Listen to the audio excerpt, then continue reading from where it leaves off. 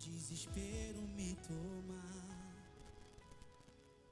Por mais pressão que esteja a situação, o controle ainda está na palma de suas mãos.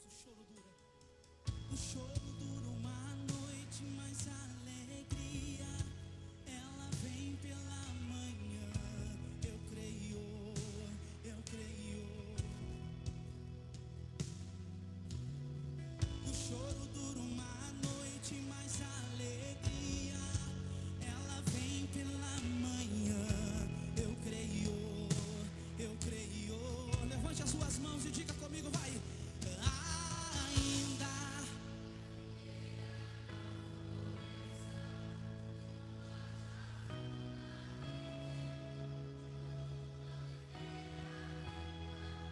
todavia me alegrarei, todavia me alegrarei, todavia me alegrarei,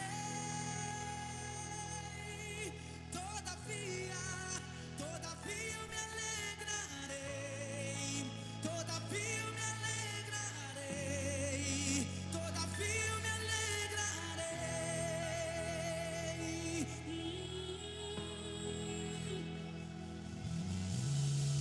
Choro dura uma noite, ela vem pela manhã. Eu creio, eu creio.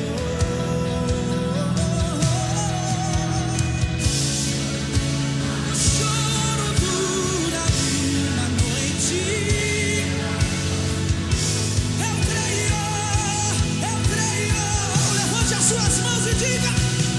Ainda que a figueira não floresça, que não haja fruto na vide e o produto da oliveira minta, todavia me alegrarei, todavia me alegrarei, todavia me alegrarei.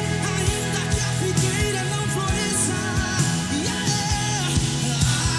ainda que a figueira não floresça, que não haja fruto na vide e o produto da oliveira minta,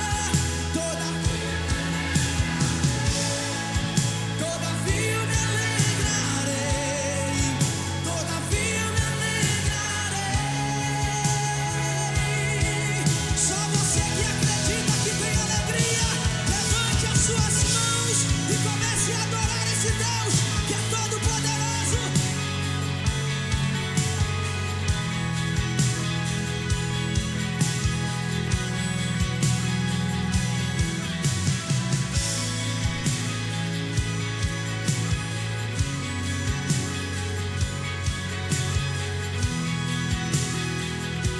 Diga comigo, o choro dura uma noite.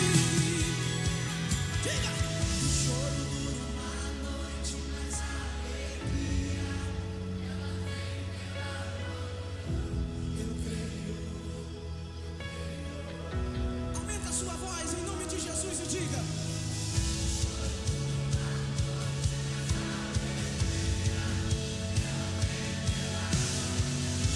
Eu creio, eu creio. Diga comigo, vai.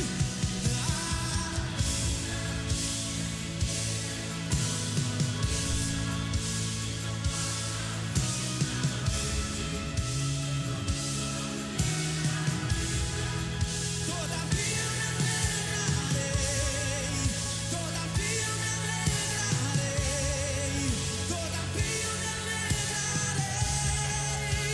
Ainda que a figueira não floresça,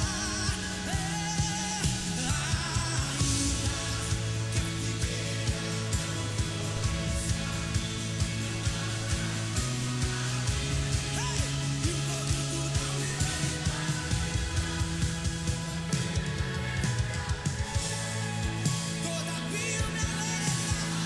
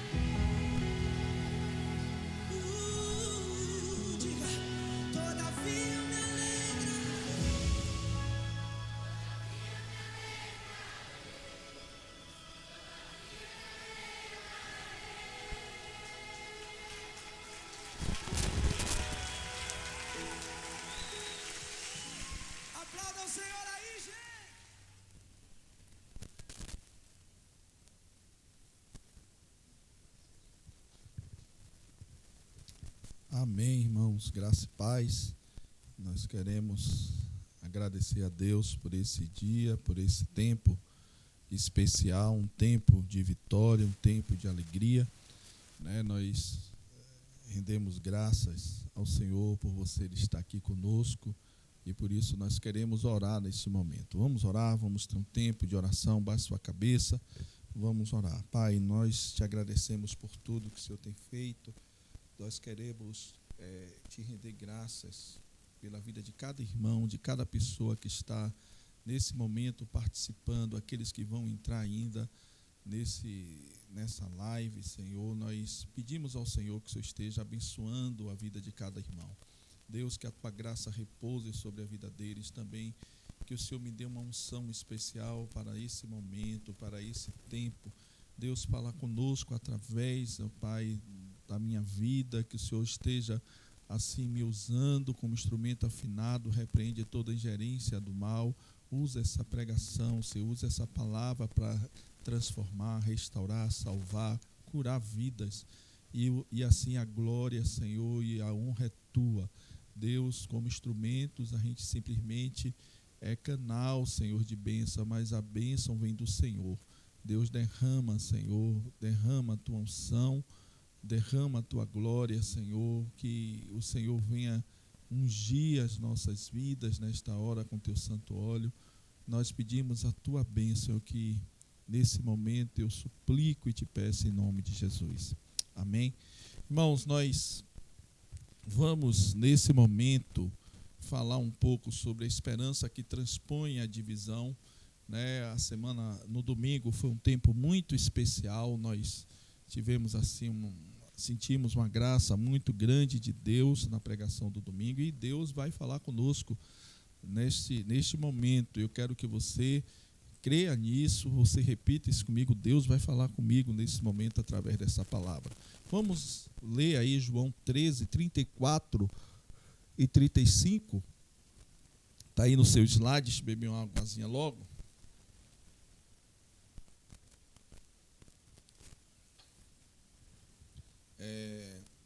João 13, 34 e 35, diz assim: um novo mandamento lhes dou, amem-se uns aos outros, como eu vos amei, vocês devem amar-se uns aos outros, com isso todos saberão que vocês são meus discípulos, se vocês se amarem uns aos outros. Então, irmãos, como cristãos, como tem aí no slide, como cristãos nós precisamos entender, né, que o nosso inimigo não é o nosso irmão. A gente fala muito isso no Casados para Sempre, né? Seu cônjuge não é seu inimigo. Mas agora eu estou falando a nível de igreja. O nosso inimigo não é o nosso irmão. Por isso nós precisamos lutar uns com os outros, crer um dos outros, cuidar um dos outros, né? Orar um pelos outros e amar uns aos outros. Então, quando você entra no corpo de Cristo, quando você entra dentro desse processo da família do Senhor, você precisa entender isso, né? Que o seu irmão não é o seu inimigo. É por isso que a gente luta, é por isso que a gente crê um no outro, é por isso que a gente cuida, deve cuidar um do outro, é por isso que a gente deve amar uns aos outros. Até aí tudo tranquilo. Eu quero contar a história do imperador Adriano, que não é o jogador do Flamengo, né? Mas Adriano, o imperador de Roma, mandou um homem chamado Aristides para espiar, né, umas pessoas estranhas conhecidas como cristãos, né? Então Adriano preparou Aristides e disse: olha, vai lá e observa esse pessoal meio estranho aí chamado cristãos. Ao retornar, Aristides volta confuso e declara: observei como eles amam uns aos outros. Ele ficou confuso com como os irmãos daquela época se tratavam. Ele ficou confuso como as pessoas tratavam uns aos outros, totalmente diferente daquilo que acontecia no Império Romano. Então, os crentes eram meio estranhos porque tinham atitudes estranhas. E uma das atitudes era que eles se amavam uns aos outros. A pergunta que não quer calar: com que frequência ouvimos hoje palavras como essas vindas daqueles que não conhecem a Cristo, mas têm nos observado? Será que se alguém nos observar como igreja, ele pode dizer assim, olha, eu tenho observado que eles amam uns aos outros. E quando eu falar igreja agora aqui, irmãos, a igreja como um todo, né? Será que entrando também lá na IBF, Aristides poderia ter dito isso? Olha, eles são pessoas que se amam, né? Eles são pessoas que são diferentes porque se amam. Então, com que frequência ouvimos palavras como essas vidas de Adriano? Né? Com que frequência? Eu acho que tem sido raras às vezes, né? Talvez as pessoas digam como eles magoam uns aos outros, talvez eles digam como eles julgam uns aos outros, talvez eles digam como eles criticam uns aos outros, talvez eles digam como eles brigam uns com os outros. Talvez essa seja a palavra de quem pode nos observar, dizer assim, mas eles não são crentes, mas como é que eles magoam uns aos outros? Aristides talvez não teria a mesma palavra que disse Adriano sobre os crentes daquela época. Olhando para nossas vidas, olhando para o nosso desempenho como família de Cristo, ele poderia olhar e dizer assim, olha, eles têm tudo diferente, eles são meio estranhos, mas eles se magoam, eles se julgam, eles criticam uns aos outros, eles brigam uns com os outros. Essa tem sido a nossa vida, muitas vezes, dentro da igreja. Essa tem sido o nosso maior testemunho para aquilo que as pessoas que chegam nos ver e olham. Né? Então, é uma responsabilidade muito grande aquilo que Deus quer que a gente viva nesses dias, aquilo que Deus quer que a gente viva nesse momento. Há pessoas, mudar o slide, que coisa interessante, há pessoas que pensam que somos inimigos, em vez de membros da mesma família. Você sabia que tem pessoas que pensam isso? Eu já vi pessoas dizer, olha, Batista não fala com assembleano não, né? Vocês são concorrentes, são inimigos. Irmãos, olha a ideia que a gente passa para o mundo. Presbiteriano não fala com assembleano. Deus e amor não fala. Olha a ideia que a gente passa para o mundo, irmãos. Se talvez Adriano tivesse mandado Aristides nos nossos dias, qual era a resposta, qual era o relatório de Aristides para Adriano? Seria o pior possível. Seria o pior possível. O irmão do ministério tal não fala com o outro. O irmão da mesma igreja, hein? Da mesma comunidade, mas não se falam, não se gostam e não se amam, se criticam. Olha, eu vi um irmão, eu tive lá, Adriano, e vi na porta da igreja eles criticando o outro. Eu vi na porta da igreja eles falando mal um do outro, julgando o outro. Irmão, seria terrível esse relatório de Aristides em relação a Adriano. Então, há pessoas que pensam que nós somos inimigos, há pessoas que olham para a gente e dizem, eles, em vez de ser membro da mesma família, eles são inimigos. Eu quero dizer algumas coisas, né, que está aí nesse slide, que diz assim, a nossa marca deveria ser o espírito de unidade. Eu quero dizer isso. Sabe qual deveria ser a nossa marca? O espírito de unidade e genuíno amor pelo próximo. É isso que Deus espera da minha vida e da sua vida, da igreja como um todo. Mas a igreja raramente tem demonstrado essas qualidades. Não é verdade?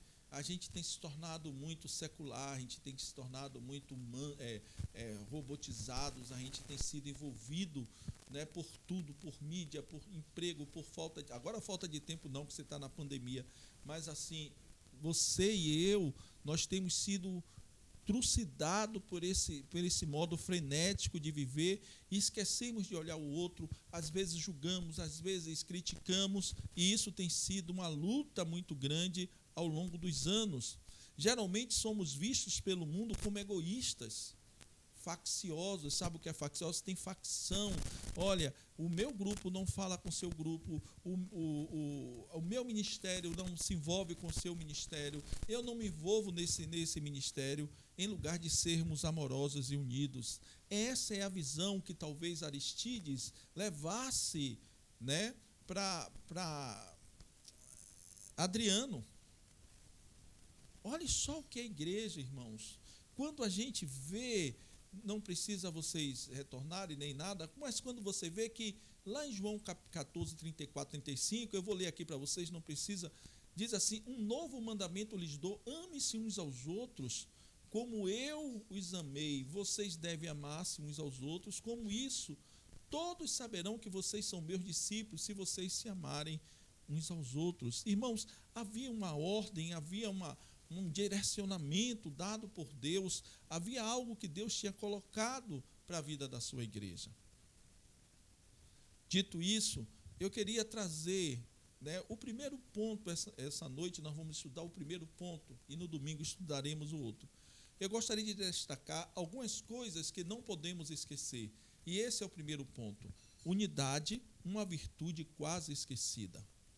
Então, nesse momento eu quero compartilhar, eu quero trazer para você. A gente viu a realidade que a igreja pode se tornar, ou que a igreja é, Talvez você diga assim, não, na IBF é uma bênção, mas, irmãos, nós temos problemas de unidade, tem pessoas que não se aceitam, tem pessoas que às vezes andam totalmente fora, grupos, quem sabe, ou quem sabe na igreja como um todo. Então, vamos ver, unidade, uma virtude quase esquecida. Eu botei aqui quase esquecida, porque eu creio que ainda tem gente que mantém unidade. Então, hoje, se prepare para o que Deus vai falar ao seu coração nesse tema. João 13:12 diz: quando terminou de lavar-lhes os pés, Jesus tornou a vestir a sua capa e voltou a seu lugar. Então lhes perguntou: vocês entendem o que eu lhes fiz? Eita Deus, ouça bem. Quando terminou de lavar-lhes os pés, Jesus tornou-lhe a vestir a sua capa e voltou ao seu lugar e perguntou: você entendeu o que foi que eu fiz? Jesus cometeu uma grande ação. E ele perguntou à igreja, ele perguntou aos seus discípulos: você entendeu o que foi que eu lhes fiz? Você sabia que Jesus continua fazendo isso hoje e perguntando à igreja: entenda o que foi que eu fiz? Entenda qual é o meu propósito, por que vocês estão aqui na terra. Entenda, quando você lê a Bíblia e você lê um versículo como esse, você tem que se conectar ao trono da graça e dizer: Senhor, eu preciso fazer o que tu fizestes. Então vamos ver algumas coisas interessantes. Jesus notou que seus discípulos estavam com os pés sujos. Eles vieram para aquela ceia com os pés sujos. Irmãos, é interessante que às vezes as pessoas estão congregando conosco, estão com os pés sujos e a gente é incapaz de lavar-lhes os pés, a gente não observa nada disso. A mecânica é muito em cima do espetáculo, mas a gente não vê pessoas, a gente não consegue enxergar irmãos que estão do nosso lado com necessidade, com carência. A gente está preocupado com o espetáculo, com os arrepios, com coisas que a gente às vezes vai se envolvendo, mas a gente não percebe que tem pessoas com os pés sujos e que precisa ser lavado esses pés. Jesus notou. Uma outra coisa, os discípulos não tiveram a mesma percepção para lavar os pés uns dos outros, como eu coloquei aqui. Então imagine, irmãos, que eles não olharam para os pés uns dos outros, mas Jesus viu. É por isso que Jesus pergunta se eles entenderam o que Jesus fez. Jesus está dizendo o seguinte: você tem que fazer a mesma coisa. Não se preocupe com a comida da ceia, não se preocupe com o pão, com o vinho, mas a primeira coisa que foi a preocupação de Jesus foi ver que tinha discípulos e os discípulos estavam com os pés sujos. Jesus tinha um propósito. Dentro desse ponto, eu quero destacar isso. Jesus tinha um propósito, e o capítulo 13, de 13 a 5, diz: vocês me chamam mestres e Senhor, e com razão, pois eu sou. Pois bem, se eu, sendo Senhor e mestre de vocês, lavei-lhe os pés, vocês também devem lavar os pés uns dos outros. Opa! Eu lhes dei o exemplo para que vocês façam como lhes fiz. Meus irmãos, lá no verso 12, Jesus pergunta: vocês entenderam? Agora aqui no 15, Jesus traz uma percepção fantástica. No 34, 35, ele traz uma percepção fantástica e que a gente precisa ter essa ideia. Então, no verso 12 ele diz: vocês entenderam? No 15, 13 a 15, ele disse, vocês me chamam de mestre, e eu sou mestre. Eu sou um mestre, então Jesus disse, eu sou maior do que vocês, no sentido de mestre, de saber que ele era o líder. Pois bem, se eu sou, e eu sendo o Senhor e mestre de vocês, lavei-lhe os pés, vocês também devem lavar os pés uns dos outros. Eu lhes dei o exemplo para que vocês façam o mesmo. Havia um propósito de Deus nisso tudo. O propósito de Deus não era simplesmente que tivéssemos uma cerimônia do lava-pé dentro da igreja, mas o propósito de Deus era que a igreja pudesse olhar para o outro, que a igreja pudesse ter uma visão diferenciada no outro. Irmãos, eu creio que alguns discípulos, olha esse slide, eu creio que alguns discípulos retribuiriam a Jesus lavando os pés dele. Você sabia? Se depois daquele momento seria fácil para os discípulos, porque os discípulos o amavam. Sabe qual era a ideia? Puxa, Jesus, você lavou os meus pés, eu vou lavar o seu também, deixa eu lavar o seu também. Essa não era a ideia de Jesus. Que houvesse uma troca, eles e os discípulos, mas que houvesse uma disseminação do princípio. Né? Se fosse eu estivesse ali, que Jesus lavasse os meus pés, eu dizia, agora eu quero lavar o seu. Me deixa eu lavar o seu, porque o senhor lavou o meu, você é mestre. Jesus não queria isso. Talvez eles lavassem os pés de Jesus para causar boa impressão. A gente gosta disso. Quando a gente vê alguém que está em posição maior do que a gente quer fazer para causar boa impressão. Às vezes, irmãos, e é necessário que a gente entenda que Jesus estava querendo, não era que vocês e eu, a igreja, causasse boa impressão a ele, mas que a gente disseminasse o princípio que estava ali no lava-pé. A gente está mal acostumado, a simplesmente fazer o que é fácil. A ordem não era lavar os pés de Jesus, a ordem não era causar boa impressão. O exemplo dado por Jesus tinha um alvo, eles deveriam lavar os pés uns dos outros. Isso iria sacudir o mundo inteiro. Era isso que Jesus esperava. Jesus não espera da igreja, irmãos, simplesmente retribuir a ele. É estranho o que eu estou falando e você precisa entender dentro do contexto que eu estou lhe dizendo. Jesus não espera que você retribua nada a ele não precisa. Jesus não espera que você cause boa impressão, Jesus lhe conhece.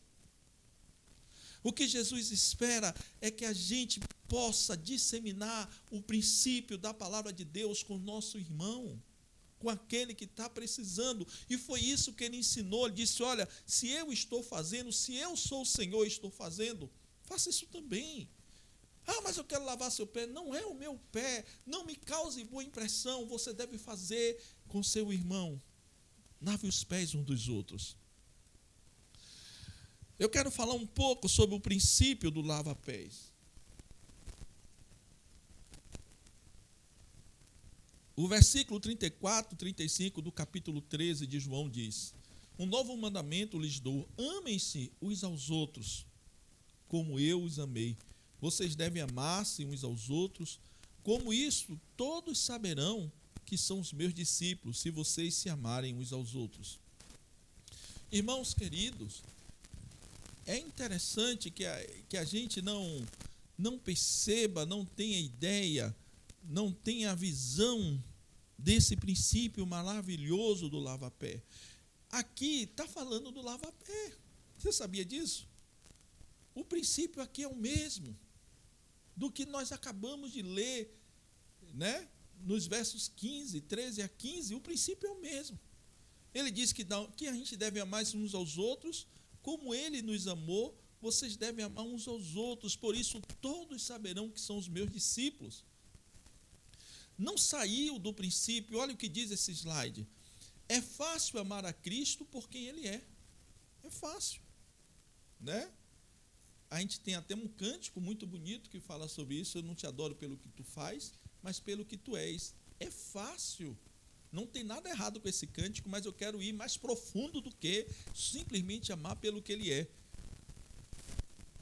É fácil amar a Cristo por quem Ele é, pelo que Ele tem feito, mas amar aos outros cristãos não é fácil. É fácil? Lavar o pé dos outros não é fácil. Se sentir inferior aos outros não é fácil. Eu não devo replicar a cerimônia do lava-pé simplesmente para chamar atenção ou para causar boa impressão, não. E lavar pé tem um significado muito maior do que a bacia e a água e a toalha. É você cuidar, é você se preocupar, é você saber que aquele irmão que está do teu lado, muitas vezes louvando e adorando, ele está com os pés sujos e você pode lavar o pé dele. Você pode ajudar aquele irmão. Irmãos, essa é uma esperança que está acima da divisão. Às vezes a gente está dividido e não tem esperança de que a igreja poderá vencer essa divisão. E a esperança está acima da divisão. É algo que nós perdemos, irmãos. Nem se fala muito disso nos nossos dias. Se queremos impactar o mundo à nossa volta, em uma sociedade inflexível, que está se movendo em direção errada, devemos amar uns aos outros. Você não precisa fazer muito, você precisa simplesmente obedecer ao que Deus está falando. Às vezes a gente quer impressionar o mundo com belas pregações, a gente quer impressionar o mundo com grandes eventos, a gente quer impressionar o mundo debaixo de uma liturgia maravilhosa. Não é isso que Deus está querendo. A impressão que a gente deve dar ao mundo vem de você amar uns aos outros, de você lavar o pé um dos outros. E lavar pé não é a água, a bacia, a toalha, é simplesmente você cuidar um dos outros. O que Aristides viu e contou para Adriano não foi bacia, água e toalha, foi cuidado. Bacia, água e toalha significa cuidado, significa zelo pelo irmão mais próximo. Amém? Mudando aí, isso não tem nada a ver, preste atenção, amar os outros não tem nada a ver com falar aos perdidos sobre sua condição espiritual. Eita! Uma coisa é uma coisa, outra coisa é outra coisa. Esse amar uns aos outros está falando de igreja, está falando de edificação, está falando de cuidado, está falando de testemunho que abalará o mundo. Irmãos, eu fico feliz quando eu vejo pessoas da nossa igreja serem acolhidas, serem ajudadas. Isso é um testemunho, as pessoas ficam impressionadas, mas nós podemos fazer mais. Deus quer mais da nossa igreja, Deus quer muito mais de cada um de nós. A gente não pode simplesmente achar que é um pouquinho e que a gente já está fazendo muito. Não! Nós precisamos fazer com que esse princípio venha sacudir o mundo, que as pessoas sejam impactadas pelo tamanho amor que eles viram, que muitos Aristides entrem na nossa igreja e veja como a gente se trata. Veja como a gente se trata, veja como a gente se respeita, veja como a gente anda, como a gente procura lavar os pés uns dos outros. Quantos Aristides precisam ser impactados? Quantos Adrianos precisam ser impactados? Quantos impérios romanos precisam ser impactados? Não é por pregação aos perdidos, não é por grandes cultos, é por uma coisa simples, disseminar o amor uns aos outros. Dessa forma, saberão que nós somos diferentes. Aleluia. Dessa forma, a igreja se torna diferente. Dessa forma, a atmosfera muda dentro da igreja. Esse amor vivido na igreja falará ao mundo perdido com uma eloquência incrível. É melhor do que muitos pregadores, é melhor do que muitos pastores, é melhor, irmãos, do que grandes bandas, é melhor do que grandes eventos. É melhor do que tudo isso. É a gente ter a percepção daquilo que a gente está vivendo. Quero trazer um outro contraponto desse ponto. Jesus, em sua última hora, nos deixa um recado, deixa um recadinho. Lá em João 17, 20 e 23 diz: minha oração não é apenas por eles, quer dizer, pelos discípulos, rogo também por aqueles que crerão em mim. Quem é esses que crerão nele? Eu e você. Jesus está rogando por mim e por você agora, né? Que crerão em mim por meio da mensagem deles.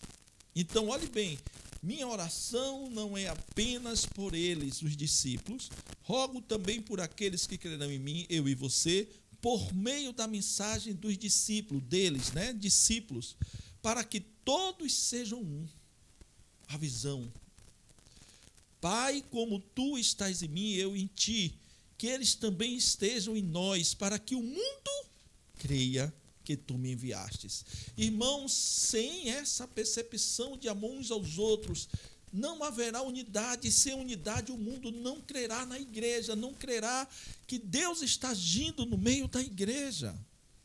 Nós estamos preocupados com grandes campanhas, nós estamos preocupados com grandes assuntos, quando, na verdade, nós precisamos voltar à profundidade e entender o que Deus está falando conosco nesta manhã, nesta noite.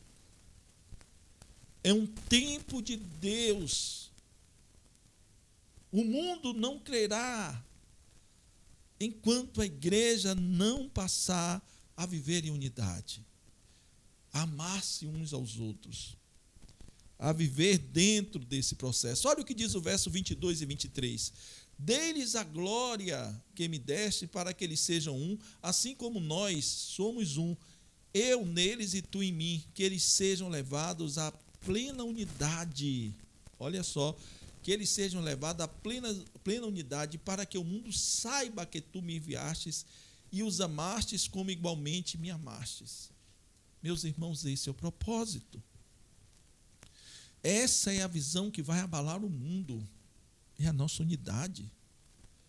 É a visão que vai abalar o mundo, é a gente estar amando uns aos outros. É muito mais do que grandes pregações, é muito mais do que grandes eventos. A gente está se perdendo, o Satanás está nos engodando, Satanás está cegando a nossa visão. Nós precisamos estar atentos com aqueles que entram na igreja com os pés empoeirados e sujos. Nós não podemos nos calar. A unidade, ela é uma coisa que está sendo esquecida. Irmãos, é por isso, irmãos, que a divisão tem roubado a esperança. Porque quando a gente vive dividido dentro da igreja, a igreja se quebra, ela não consegue expressar o amor de Deus, ela não consegue expressar o amor de Cristo, ela não consegue ser alguém que vá abalar o mundo. É engraçado isso, porque a gente não consegue ter esse entendimento, a gente fica perdido nas divisões, é divisão de grupo, é divisão de ministério, um não fala com o outro, divisão de banda, a banda A, divisão entre irmãos, o irmão A não fala com o irmão B. Como nós vamos expressar o amor de Deus ao mundo dessa forma? Como o mundo vai crer em Jesus, se a igreja, a qual ele deixou, anda dividida como inimigos?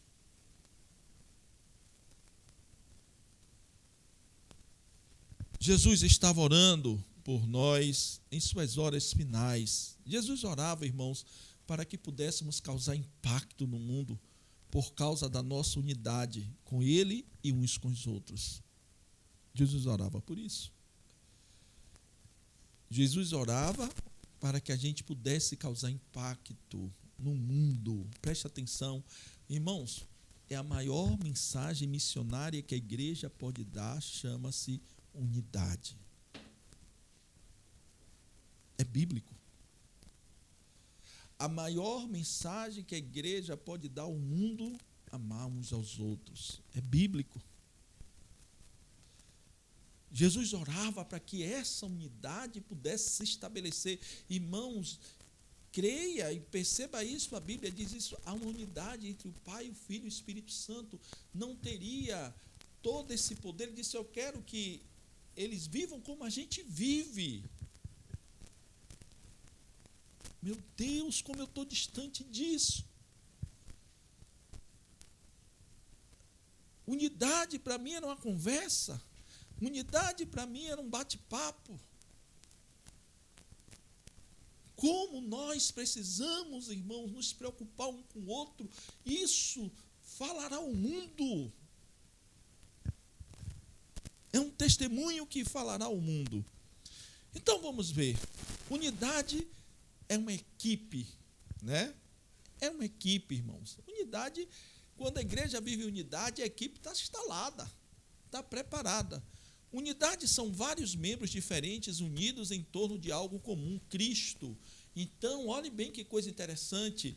Vários membros diferentes. Eu sou diferente de Felipe, que é diferente de Stephanie, que é diferente de Neide. Mas nós temos algo em comum, Cristo. Cristo é esse algo em comum.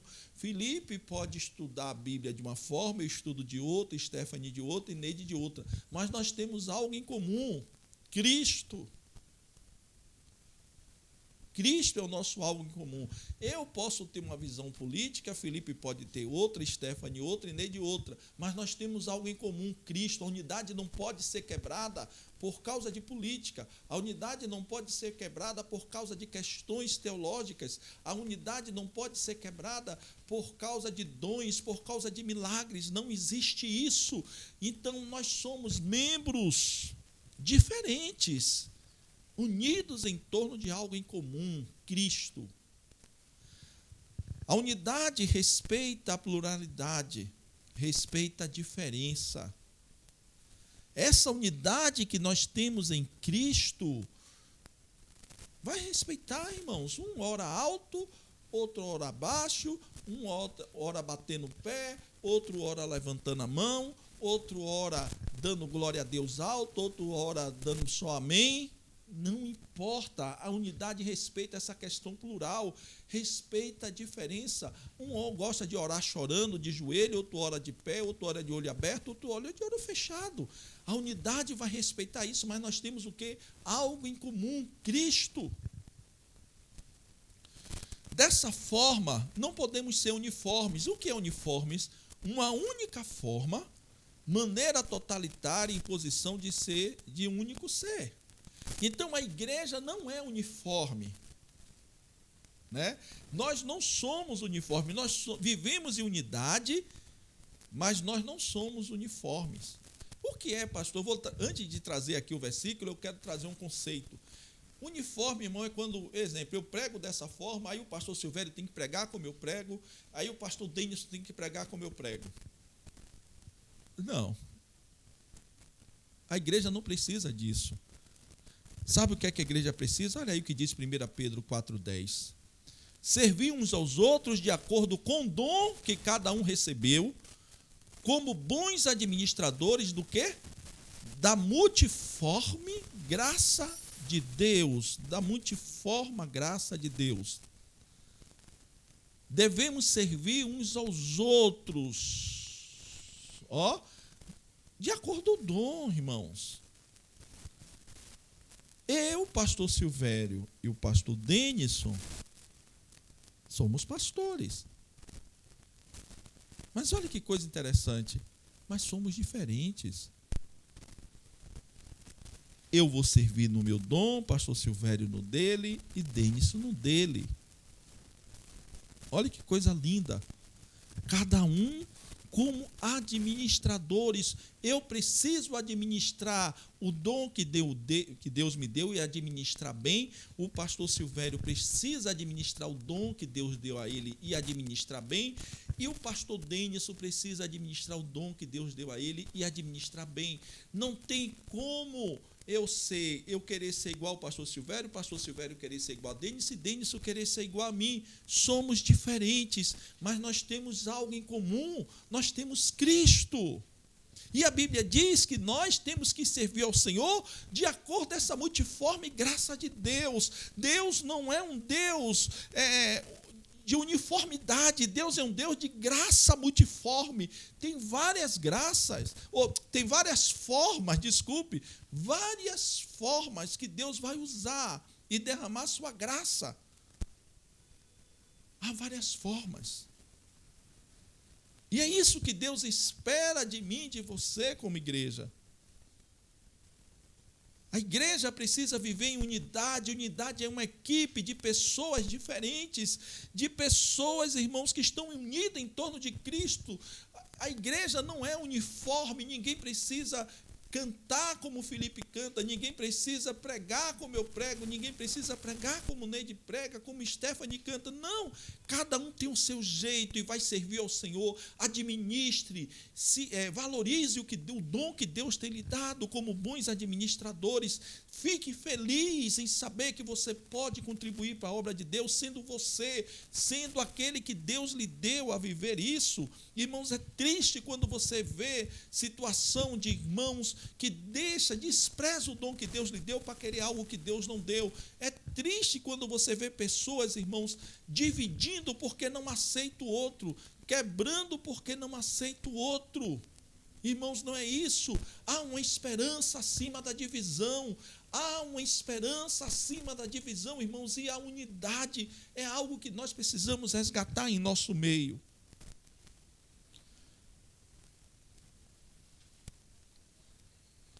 Não confunda unidade com comunhão. Não confunda unidade com comunhão. A gente não pode confundir isso. A gente não pode, de maneira nenhuma, confundir isso aqui. Unidade com comunhão não pode. Olhe bem o que diz a palavra de Deus. Antes disso, olhe como as coisas estão colocadas aqui nesse slide. Já passou o slide aí? Não confunda unidade com comunhão? Olha o que diz aí. Comunhão fala de estar juntos e conviver com pessoas. Isso é comunhão, sabia? Tem gente que confunde unidade com comunhão. Você está comendo, está participando daquele churrasco lá na casa de Hamilton e tal. Você pensa que aquilo é unidade. Não, aquilo é comunhão. É estar juntos, né? É o ato de... como é que se diz? Fala de estar juntos, de conviver com pessoas. Isso é comunhão. Às vezes você pode ter comunhão com pessoas, mas você não tem unidade. Olha como a coisa está estreitando. Né? A Bíblia nos orienta que devemos ter comunhão com aqueles que temos unidade na fé. Então, logo a Bíblia está dizendo que o crente também pode ter comunhão com quem não presta. Olha o que diz a palavra de Deus em 2 Coríntios 6, 14 e 16. Não se põe em julgo desigual com os descrentes. Pois o que tem em comum a justiça com a maldade? Ou que comunhão pode ter a luz com as trevas? Que harmonia entre Cristo e Belial? Que há de comum entre o crente e o descrente? Que acordo há entre o templo de Deus e os ídolos? Pois somos santuário do Deus vivo. Irmãos, querido, comunhão é uma coisa que eu posso ter com os irmãos da igreja. Comunhão é uma coisa que eu posso ter com pessoas que não são da igreja. Então a Bíblia está nos orientando, a Bíblia está dizendo, comunhão não é unidade, mas a Bíblia diz também que eu não posso viver em comunhão, eu não posso, irmãos, estar de entra e sai, eu não posso caminhar dentro desse processo, como a Bíblia fala para a gente. Então a Bíblia nos orienta sobre isso, que a comunhão, ela é melhor estabelecida, ela é melhor eficaz com os domésticos da fé. Agora, vem a grande questão, nós estamos tão divididos dentro da igreja, que a gente não aceita ter comunhão. Eu já vi pessoas dizer que preferem ter comunhão com as amigas da escola, da faculdade. Tem pessoas que têm mais comunhão com as pessoas da faculdade do que com os domésticos da fé. Olha só, irmãos, que coisa estranha. Se Aristides estivesse lá para ver um negócio desse e dizer, está estranho esses crentes aqui, eles não têm comunhão uns com os outros, eles têm comunhão com o mundo. Mas eu já vi pessoas falarem isso. Eu já vi pessoas dizerem que preferem namorar um ímpio do que um crente. Irmãos, isso é um atestado de desgraça, é um atestado de derrota, é um mau testemunho. Eu já vi gente dizer que na igreja não tem ninguém para ele ou para ela. No hall, quando eu falo igreja aqui, não é, no hall da igreja não tem ninguém, eles vão buscar no mundo. Mas não é isso que Cristo diz. Cristo diz que nós devemos ter comunhão uns com os outros e viver em unidade. E não confunda unidade com comunhão, irmãos. Comunhão é estar junto, é você conviver junto com a pessoa. Unidade é você ser diferente, estar ali, e ter Jesus como centro. E você pode ter comunhão com pessoas que Jesus não é o centro. Você pode conviver com pessoas, você pode almoçar, você pode... Não tem nada de errado disso, não. Né? A pastora, não vou falar mais com ninguém, não. Pelo amor de Deus, não é isso.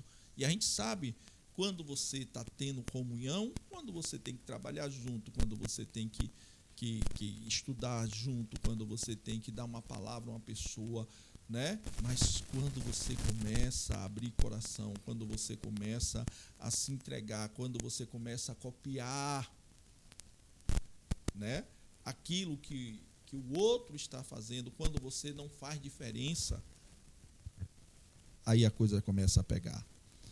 Uma outra situação, não podemos criar unidade, mas mantê-la unidade. A unidade é um presente de Deus, irmãos. Você não vê na Bíblia que alguém dizendo assim, olha, crie unidade. Você não vê na Bíblia dizendo isso. Crie unidade. Né? A unidade é um presente de Deus. Chegamos a ela porque estamos vinculados a um Deus que vive em perfeita unidade. Então, a unidade é um presente de Deus à igreja. E essa unidade é que vai refletir Deus ao mundo. A vivência dos membros, mesmo sendo diferente, aí você vai entender a questão dos discípulos, que eram diferentes, tinham visão política diferente, mas eles tinham um único, algo em comum, que era Cristo. E esse presente, irmãos, a gente está desprezando, a gente prefere a divisão, a gente prefere a disputa, a gente prefere a facção. Chegamos, né? Essa unidade chegou até nós, esse vínculo, porque Deus vive em perfeita unidade. Essa é a essência de Deus. Filipenses 2, 3, 4. Se por estarmos em Cristo, nós temos alguma motivação, alguma exortação de amor, alguma comunhão no Espírito, alguma profunda afeição e compaixão, completem a minha alegria, tendo o mesmo modo de pensar, o mesmo amor, um só Espírito e uma só atitude. Isso aqui chama-se unidade. Presta atenção. Isso aqui, ele está falando de uma questão de unidade. Aí vem versículo 3 e 4. Nada façam por ambição egoísta ou por vaidade, mas humildemente considerem uns aos outros a si mesmo. Cada um cuide não somente dos seus interesses, mas também dos interesses uns dos outros. Irmãos, essa unidade a gente tem que manter, né? Essa unidade a gente tem que manter, e manter como? Como é que eu vou manter essa unidade? Como é, irmãos, que eu vou viver isso dentro da igreja? Eu não posso fazer nada por ambição egoísta, por vaidade, por humildade, ou mais por humildade, considerando os outros superiores a mim. É um preço que eu tenho que pagar para manter essa humildade na igreja, para que a glória de Deus seja refletida. Cada um cuide não somente dos seus interesses, mas também dos outros. Lave o pé dos outros.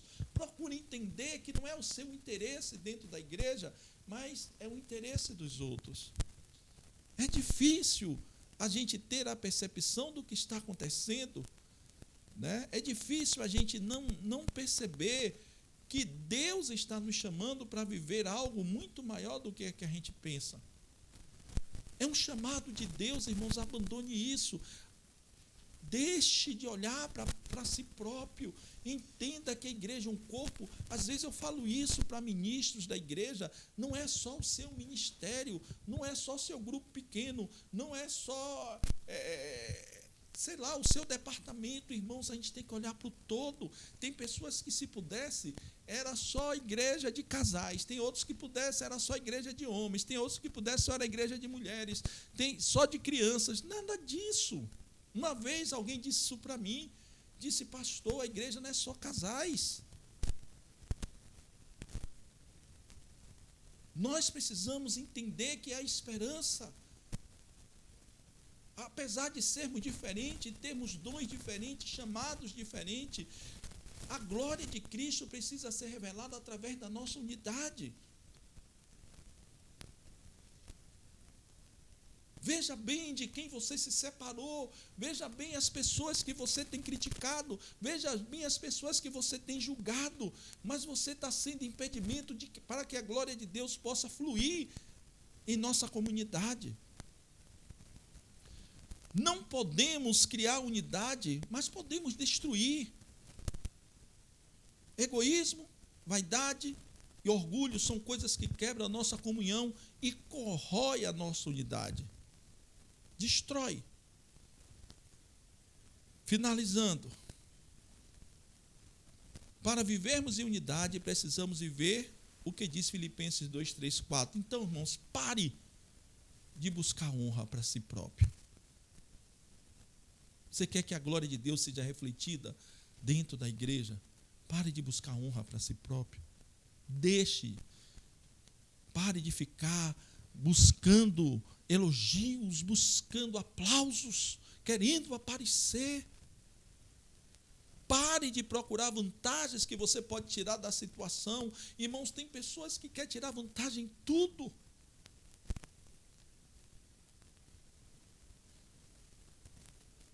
Nós tomamos há muitos anos uma decisão na nossa igreja.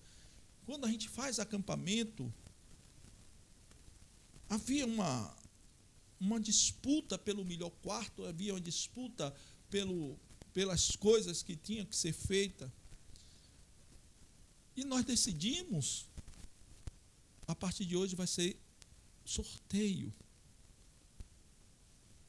Sabe por quê, irmãos? Quem podia, chegava lá, pegava o melhor. Quem tinha influência, chegava lá, pegava o melhor. Irmãos, que corpo de Cristo é esse? Que amor é esse?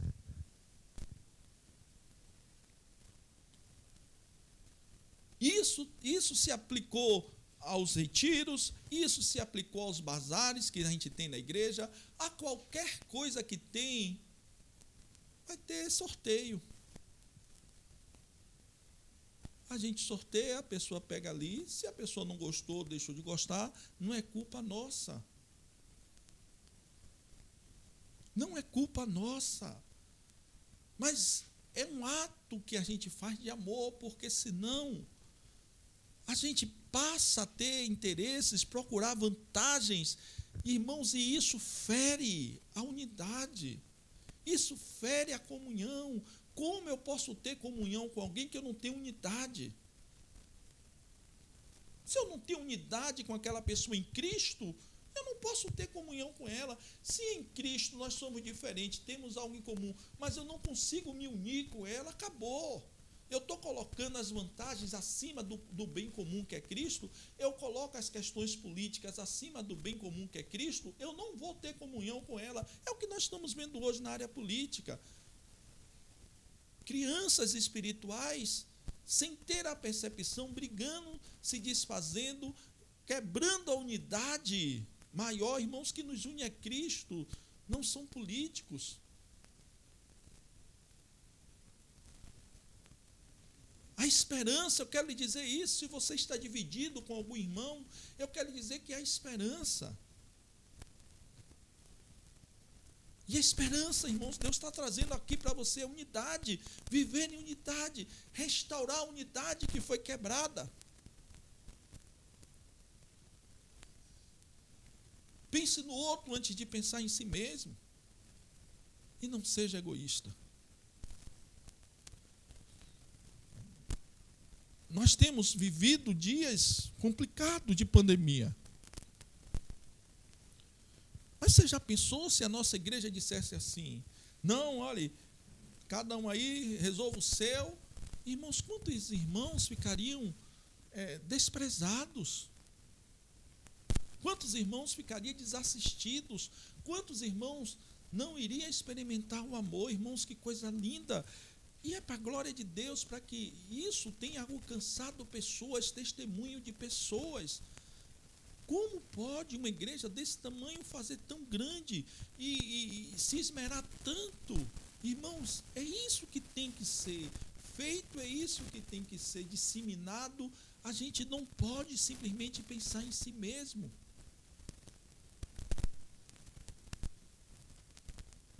É um ajudando o outro, é um cobrindo o outro, é um lavando o pé do outro.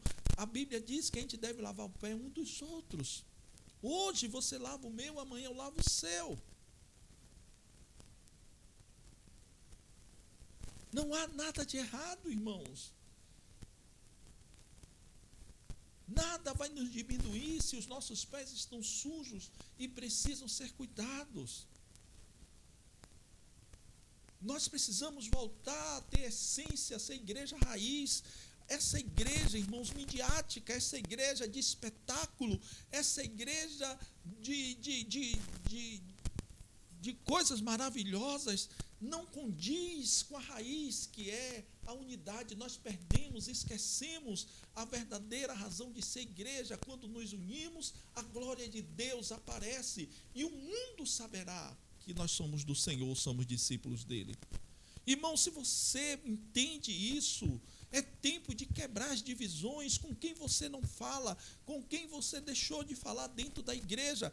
Essa unidade que está sendo falada aqui, essa comunhão é para a edificação da igreja. Eu não posso ter algo em comum com o ímpio. A única coisa que eu tenho em comum é com os crentes, com aqueles que professam o mesmo Deus, e é com ele que eu devo ter comunhão. Se talvez você põe na sua cabeça que as pessoas da igreja envolvidas com isso, que tem pés sujos com fuxico, com fofoca, que tem pés sujos com coisas erradas, irmãos, é a hora de você lavar o pé e servir.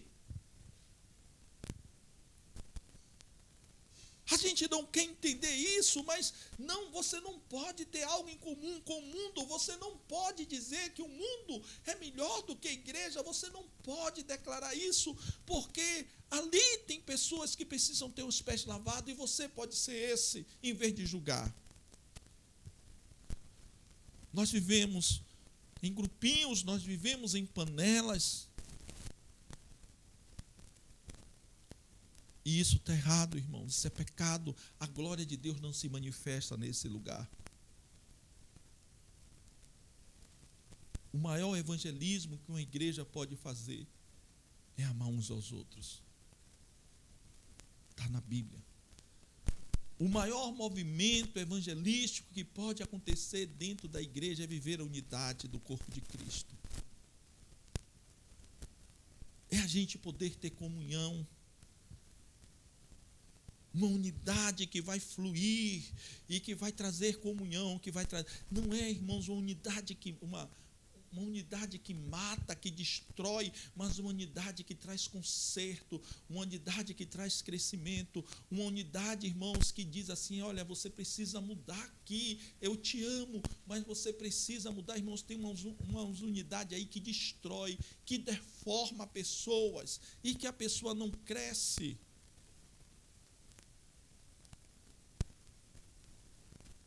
Esqueça isso.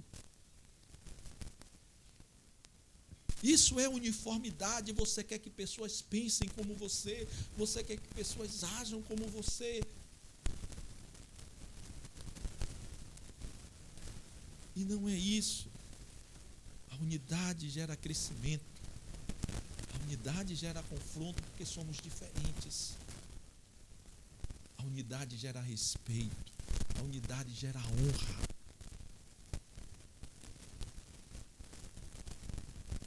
Abra mão hoje do egoísmo, abra mão de si mesmo. Veja de quem você se afastou porque você não concordou, não quis saber. E lava os pés, sirva. Sirva essa pessoa com os dons que Deus tem lhe dado. Sirva essa pessoa com os dons que Deus tem lhe dado. Seja bom administrador do seu dom, para que você possa servir com excelência. Que o Senhor nos cubra de bênção nessa noite. Que o Senhor nos guarde, livrando de divisões malignas que impedem de refletir a glória de Cristo dentro da igreja. Eu quero dizer que há esperança, a esperança está na unidade. Domingo vamos falar de outra esperança. A esperança está na unidade para vencermos a divisão, para vencermos a intolerância, irmãos, para vencermos todo tipo de julgamento dentro do corpo de Cristo. Essa unidade vale dentro do corpo de Cristo. Se você é crente, se você aceitou a Jesus, eu preciso ter unidade com você. Eu não posso lhe julgar, mas eu preciso lavar os seus pés. E isso é servir. Amém? Vamos orar?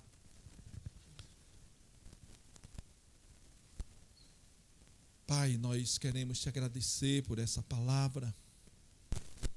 Por certo, pessoas que foram feridas dentro da igreja nessa noite, porque foram julgadas, foram feridas, se sentiram, Senhor, à margem, não foram escolhidas.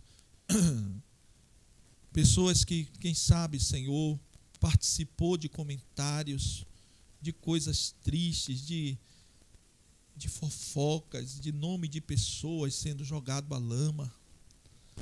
Deus, em nome de Jesus, quebra as cadeias, as correntes, porque a gente sabe, Senhor, que a divisão não vem de Ti. Isso é algo maligno que destrói a vida do crente, destrói a unidade da igreja, destrói, Senhor, a glória do Senhor que quer fluir naquele lugar. Deus, tenha misericórdia das nossas vidas, da nossa igreja. Nós pedimos ao Senhor que a gente enxergue a esperança além das divisões, ó Pai. Nós somos diferentes, nós temos jeitos diferentes, mas o Senhor é aquele que está no meio de tudo isso e nós devemos nos unir em Cristo. Deus, que em Cristo a gente possa ter respeito, que em Cristo a gente possa se amar, lavar os pés uns dos outros. Deus, quebra toda a barreira de divisão no nosso meio. Quebra, destrói agora todo laço de inimizade, Senhor, entre irmãos, entre marido e mulher, entre filhos e pais. Deus, que o Senhor faça um movimento de amor no meio da tua igreja. Ó Deus, guarda as nossas vidas, perdoa os nossos pecados em nome de Jesus. Amém. Glória a Deus. Irmãos, que bênção. Muito bom poder ver essa mensagem. Eu quero, nesse momento, mandar aí um abraço a todos os irmãos. Nós vamos, se prepare que nós vamos ter uma vigília agora. Tivemos 24 horas de oração, agora a gente vai ter uma vigília. Vou marcar o dia e quem quiser, participe da vigília de meia-noite às 6 da manhã. Vamos estar em oração à madrugada, orando ao Senhor, consagrando a Deus. Buscai o Senhor enquanto se pode achar. As 24 horas de oração foi uma grande bênção para a nossa casa aqui, foi algo maravilhoso. Deus tem trabalhado na nossa família, eu espero que tenha trabalhado também na sua, que você tenha aproveitado esse tempo de oração maravilhoso, irmãos. Vamos ter agora o nosso tempo. Você que quiser participar dos dízimos e oferta, está aí os cards. Vamos orar encerrando. Deus abençoe os irmãos, guarde a vida de vocês, aqueles que estão nos assistindo também, que vocês sejam ricamente abençoados.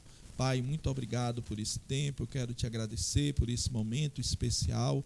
Ó Deus, que o Senhor esteja abençoando aqueles que estão dizimando e ofertando. Deus, que a tua graça os alcance, mas abençoa também aqueles que não vão participar, Senhor, nesse momento dos dízimos e oferta, que tua graça também os alcance. Abençoa a nossa igreja, abençoa, Senhor, o teu povo. Tira de nós todo espírito de partidarismo, de facção, de inimizade do nosso meio, de pessoas, ó Pai, que não se amam, não se respeitam. Deus, quebra tudo isso, nos traz amor, que venhamos, ó Pai, a partir da minha vida, lavar os pés uns dos outros, respeitar uns aos outros. Ó Deus, cumprir a missão que o Senhor tem, porque quando vivermos dessa forma, a tua glória será manifesta. Ó Deus, guarda, nos dá uma noite de paz em nossos lares. Que o amor de Deus, nosso Pai, a graça de Jesus e as consolações do Espírito Santo seja com a tua igreja e cada família aqui representada. Amém. Deus abençoe.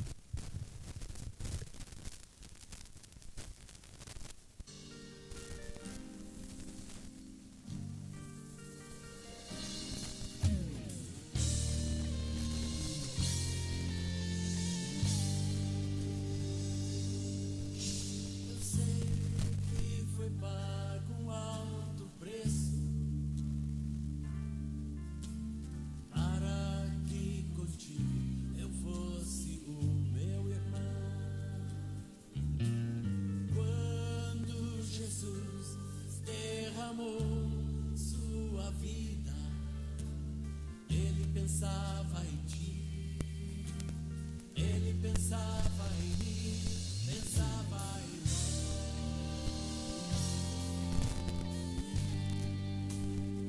nós. Eu sei que foi pago um alto preço para que contigo eu fosse meu irmão.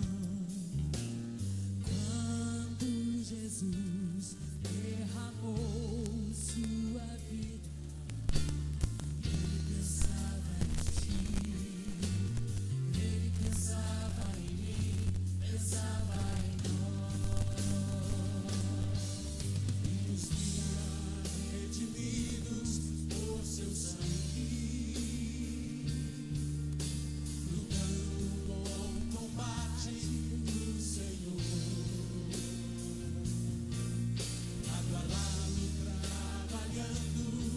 Sua igreja edificando e rompendo as barreiras pelo amor. E na força do Espírito Santo nós proclamamos aqui que pagaremos o preço de sermos o só coração do Senhor. E por mais que as trevas me livrem e nos tentem separar, os nossos olhos em Cristo, unidos iremos andar.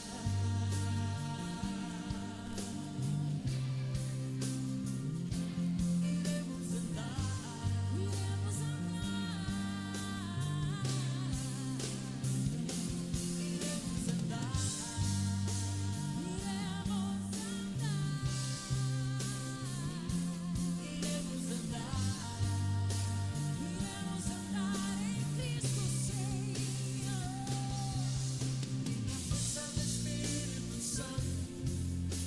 Nós proclamamos aqui que pagaremos o preço de sermos só coração do Senhor.